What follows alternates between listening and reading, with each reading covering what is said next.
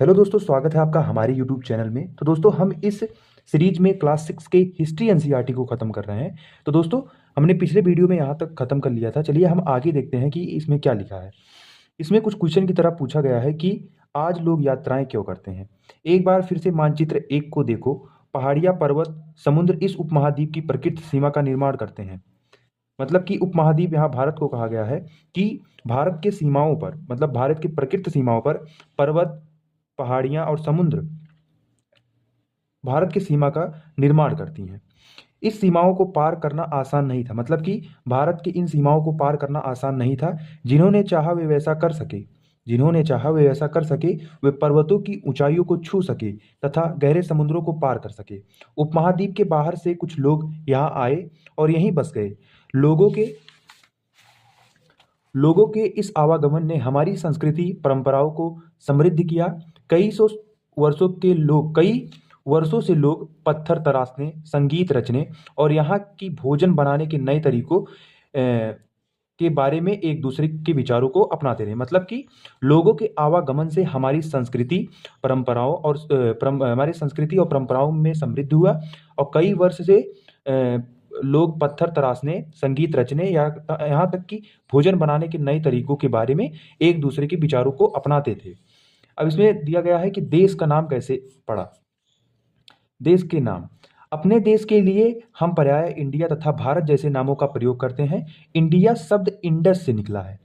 India शब्द Indus से निकला है, जिसे संस्कृत में सिंधु कहा जाता है। मतलब कि इंडस नदी को संस्कृत में हम सिंधु कहते हैं। अपने एटलस में ईरान और यूनान का पता लगाओ। मतलब कि जो हमारे पास एटलस की बुक होगी उसमें ईरान और यूनान का पता लगाओ। लगभग 2500 वर्ष पूर्व, मतलब कि 2500 वर्ष पूर्व उत्तर पश्चिम की ओर से आने वाले ईरानियों और यूनानियों ने सिंध को हिदोस अथवा इंदोस और इस नदी के पूर्व में स्थित भूमि को इंडिया कहा। मतलब कि लगभग 2500 वर्ष पूर्व में से मतलब 2500 वर्ष पहले जो ईरानी और यूनानी जो आए, वो सिंध नदी के उस हिस्से को हिदोस और इंदोस, मतलब इस नदी के पूर्व में स्थित भूमि को इंडिया कहा। भारत का नाम प्रयोग उत्तर पश्चिम में रहने वालों के लिए, जो उत्तर पश्चिम में जो समूह रहती थी उसके लिए हम भारत नाम का प्रयोग करते थे। इस समूह का उल्लेख संस्कृत की आरंभिक, मतलब इस समूह का उल्लेख संस्कृत की आरंभिक लगभग 35 वर्ष पुरानी कृति ऋग्वेद में मिलता है। बाद में इसका प्रयोग देश के लिए होने लगा। अतीत के बारे में कैसे जानें। अतीत की जानकारी हम कई तरह से प्राप्त कर सकते हैं। इनमें से एक तरीका है अतीत में लिखी गई पुस्तकों को पढ़ना। ये पुस्तकें हाथ से लिखी होने के कारण इन्हें पांडुलिपि कही जाती थी। मतलब कि जो पुस्तकें हाथ से लिखी गई होती हैं उन्हें हम पांडुलिपि कहते हैं।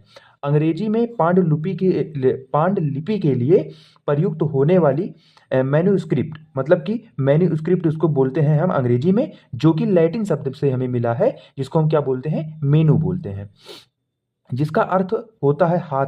हाथ है, मतलब कि हाथ, मेनू का मतलब होता है हाथ है, से निकला है। ये पांडुलिपियां प्रायः ताड़ पत्रों तथा हिमालय क्षेत्र में उगने वाले बुर्ज, मतलब कि अथवा हिमालय क्षेत्र में उगने वाले भुर्ज नामक पेड़ की छाल से विशेष तरीके से तैयार भोजपत्र पर लिखी जाती थी। मतलब हिमालय क्षेत्र में जो भुर्ज नाम की पेड़ पाई जाती थी उस पे इस पांडुलिपि को लिखी जाती थी। मतलब कि हाथ से इस भुर्ज के भुर्ज की छाल के पे- भुर्ज के पेड़ के छाल पर लिखी जाती थी। चलिए आगे देखते हैं। इतने वर्षों में निम्न कई पांडुलिपियों को कीड़ों ने खा लिया तथा कुछ नष्ट कर दी गई। फिर भी ऐसी कई पांडुलिपियां आज भी उपलब्ध हैं। पर्याय पांडुलिपियां मंदिरों और विहारों में प्राप्त होती हैं। इन पुस्तकों में धार्मिक मान्यताओं व व्यवहारों, राजाओं के जीवन, औषधियों तथा विज्ञान आदि सभी प्रकार के विषयों की चर्चा मिलती है। इनके अतिरिक्त हमारे यहाँ महाकाव्य, कविताएं तथा नाटक भी हैं। इनमें से कई संस्कृत में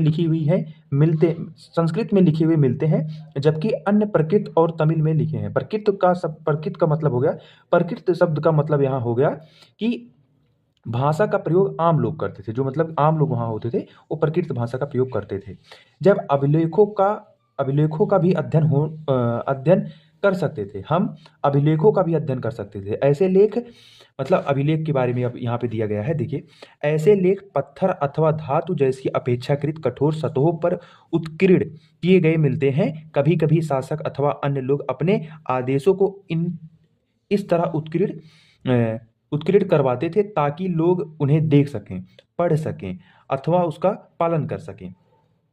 मतलब कि जो उस समय के राजा लोग रहते थे, तो वो अपने आदेशों को वो अभिलेख की तरह, मतलब कि किसी कठोर पत्थर या किसी कठोर धातु पर लिखवाते थे ताकि आम लोग उसका पालन कर सके।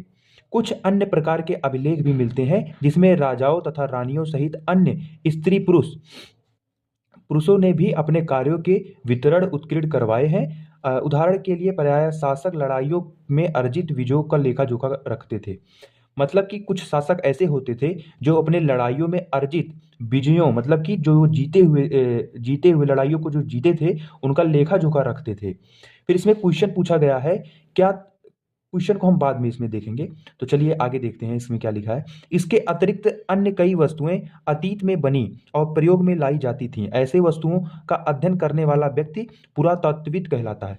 मतलब कि जो पुराने अतीत में बने ऐसे प्रयोग, जैसे कि अभिलेख और पांडुलिपियों को जो पढ़ते थे, उन्हें हम क्या बोलते थे? पुरातत्वविद। पुरातत्वविद पत्थर और ईंट से बनी इमारतों के अवशेषों, चित्रों तथा मूर्तियों का अध्ययन करते थे। वे औजारों, हथियारों, बर्तनों, आभूषणों तथा सिक्कों की प्राप्ति के लिए छानबीन तथा खुदाई भी करते थे। इनमें से कुछ वस्तुएं पत्थर, पकी मिट्टी, कुछ धातु से बनी हो सकती हैं। ऐसे तत्व कठोर तथा जल्दी नष्ट न होने वाले थे। मतलब कि जो पुरातत्व अध्ययन करते थे, उनमें उन्होंने वहां पे औजारों, हथियारों, बर्तनों, आभूषणों तथा सिक्कों की प्राप्ति के लिए छानबीन तथा खुदाई भी करते थे। इनमें से कुछ वस्तुएं पत्थर की बनी होती थी, कुछ पकी मिट्टी की बनी होती थी, कुछ धातु से बनी होती थी। ऐसे तत्व कठोर तथा जल्दी नष्ट होने वाले नहीं थे, जिसे हम क्या बोलते हैं? अभिलेख बोलते हैं। पुरातात्विक जानवरों, चिड़ियों तथा मछलियों की हड्डियां ढूंढते हैं। इनमें उन्हें यह जानने में मदद मिलती है कि अतीत में लोग क्या खाते थे। वनस्पतियों के अवशेष बहुत मुश्किल से बच पाते हैं। यदि अन्न के दाने अथवा लकड़ी के टुकड़े जल जाते हैं तो वे जले हुए रूप में बचे रहते हैं। इसमें देखिए क्वेश्चन दिया गया है। क्वेश्चन को हम अगले वीडियो में देखेंगे। चलिए आगे देखते हैं क्या लिखा है इसमें। इसमें लिखा गया है, पांडुलिपियों, अभिलेखों तथा पुरातत्व से जानकारियों के लिए इतिहासकार पर्याय स्रोत शब्द का प्रयोग करते थे। मतलब कि पांडुलिपियों और अभिलेख तथा पुरातत्व से ज्ञात जानकारियों के लिए इतिहासकार किस शब्द का प्रयोग करते थे? जो कि है स्रोत। इतिहासकार उन्हें कहते हैं जो अतीत का अध्ययन करते हैं। मतलब कि इतिहासकार उन्हें कहते हैं जो पहले क्या हुआ उसका अध्ययन करते हैं, मतलब बीते हुए समय का अध्ययन करते हैं।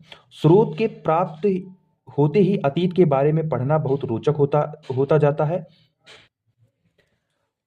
पांडुलिपियों, अभिलेखों तथा पुरातत्व से ज्ञान जानकारियों के लिए इतिहासकार पर्याय स्रोत शब्द का प्रयोग करते थे। इतिहासकार उन्हें कहते हैं जो अतीत का अध्ययन करते हैं। स्रोत के प्राप्त होते ही अतीत के बारे में पढ़ना रोचक हो जाता है। मतलब जब किसी स्रोत हमें प्राप्त हो जाता है तो उस अतीत के बारे में पढ़ना इतिहासकार के लिए क्या हो जाता है? रोचक हो जाता है। क्योंकि इन स्रोतों की सहायता से हम धीरे धीरे अतीत का पुनर्निर्माण करते जाते हैं। अतः इतिहास तथा पुरातत्वविद उन समूहों की तरह है जो इन सभी स्रोतों का प्रयोग सुराग के रूप में कर अतीत को जानने का प्रयास करते हैं। फिर इसमें तीसरा टॉपिक है। फिर देखिए इसमें दिया गया है अतीत एक या अनेक। अतीत एक या अनेक। क्या तुमने इस पुस्तक के शीर्षक हमारे अतीत पर ध्यान दिया? यह अतीत शब्द का प्रयोग बहुवचन के रूप में किया गया है।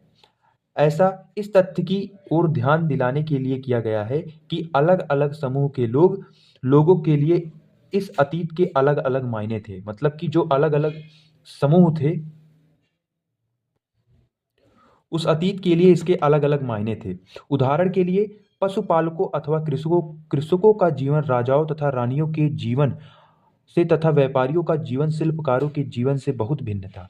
जैसा आज हम देखते हैं कि उस समय भी देश के अलग अलग हिस्सों में लोग अलग अलग व्यवहारों और रीति रिवाजों का पालन करते थे।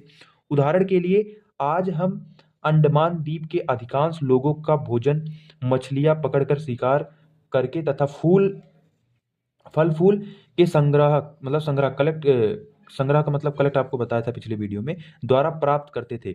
इसके विपरीत शहरों में रहने वाले लोग खाद्य आपूर्ति के लिए अन्य व्यक्तियों पर निर्भर करते हैं। इस तरह के भेद अतीत में भी विद्यमान थे।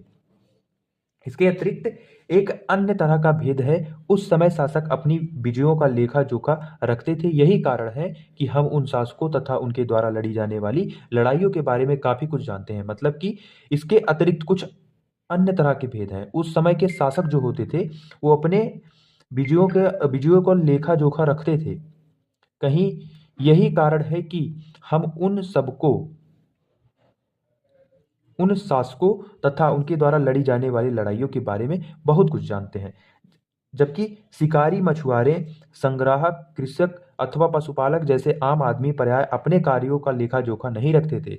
पुरातत्व की सहायता से हम उनके जीवन को जानने में हमें उनके जीवन को जानने में मदद मिलती है। हालांकि अभी भी इसके बारे में बहुत कुछ जानना शेष है। मतलब कि आम लोग जो थे वो अपने जीवन के बारे में कुछ ऐसा लेखा जोखा नहीं रखते थे।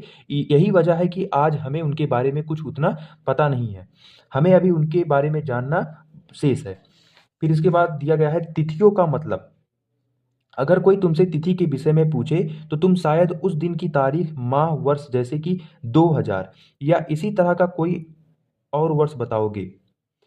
वर्ष की यह गणना ईसाई धर्म प्रवक्ता ईसा मसीह के जन्म की तिथि से की जाती है। मतलब कि जब ईसा मसीह का जन्म हुआ था तब से की जाती है। अतः ऐसा माना जाता है कि 2000 वर्ष कहने का तात्पर्य ईसा मसीह के जन्म के 2000 वर्ष के बाद, मतलब कि ईसा मसीह का जब जन्म हुआ था उसे 2001 है तो 2000 मतलब ईसा मसीह के जन्म से 2001 के बाद 2000 वर्ष के बाद से से है। ईसा मसीह के जन्म के पूर्व की तिथि ईपू मतलब ईसा के पहले के रूप में जानी जाती है।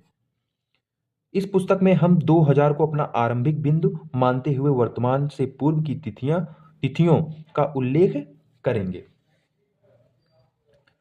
तो दोस्तों आज हमने फर्स्ट चैप्टर को ख़त्म कर लिया है। हम अगले वीडियो में इसके क्वेश्चन आंसर और सारे क्रियाकलाप को देखेंगे। तो दोस्तों आप इस वीडियो को लाइक कर दीजिएगा। तो चलिए मिलते हैं नेक्स्ट वीडियो में, तब तक के लिए धन्यवाद। जय हिंद, जय भारत।